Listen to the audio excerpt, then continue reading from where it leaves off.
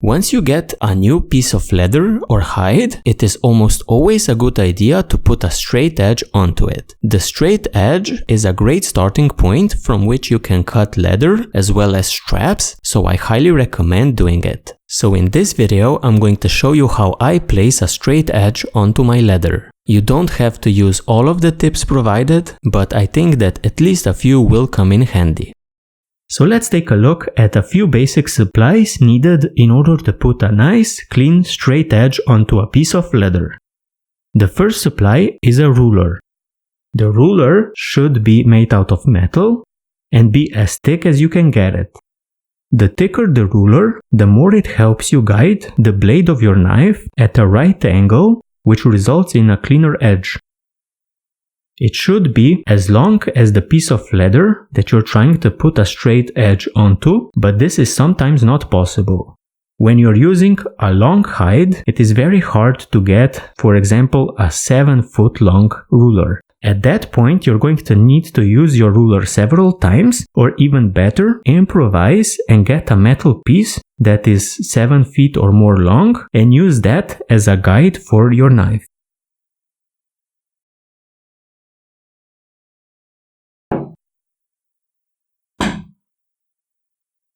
The second supply that I highly recommend is a G-clamp.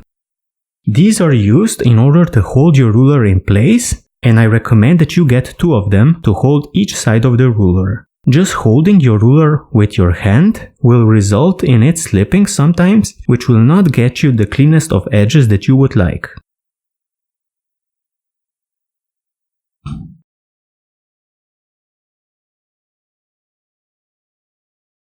The last and probably the most important supply is a very sharp knife. There are a ton of knives on the market, from rotary cutters to carpentry knives. It doesn't really matter what you use as long as it's very sharp. I'm going to show you a few tips on how to use your knife in order to get the best results. So let's get to it. When you're cutting your leather, it is very important that you place your knife at a right angle to your leather. You need to focus on keeping it that way and do not let it slip from side to side. If it slips like that, you're going to effectively put a bevel onto your edge, which will not make it straight. Another tip that I can give you is that you should try to cut as close to the leather as possible, so do not just use the tip of your knife, but instead try to use the most of your blade as possible. The more blade that is in contact with your leather, the easier it will be to cut, and you're going to need less passes in order to cut it, which will result in less chances for error. So with that said, let's cut some leather. In order to hold my ruler in place, I use some clamps. I have clamped up both ends of my ruler in order to prevent it from moving.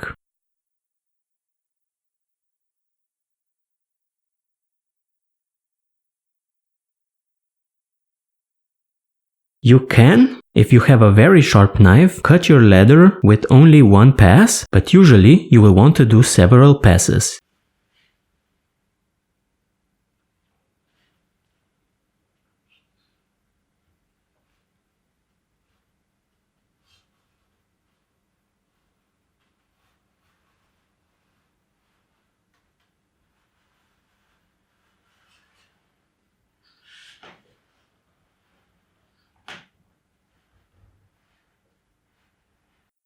So I cut a nice straight edge with my knife, and I only needed one pass to do it.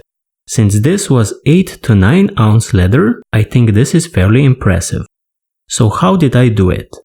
Well, you need a ruler that is clamped down in order to prevent it from moving. When cutting, remember to not just use the tip of your knife, but hold it as close to the leather as possible in order to get the most leather in contact with your blade. Remember to also use the sharpest knife that you can, and finally, when cutting, remember to go in a right angle to your leather and do not lean your blade side to side.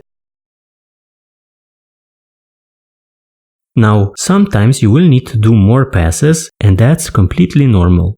If your knife isn't sharp enough, or if the leather is too thick, you will need more passes. There is nothing wrong with that, but the more passes means more chances for error. So with that said, thank you for joining me, and see you next time.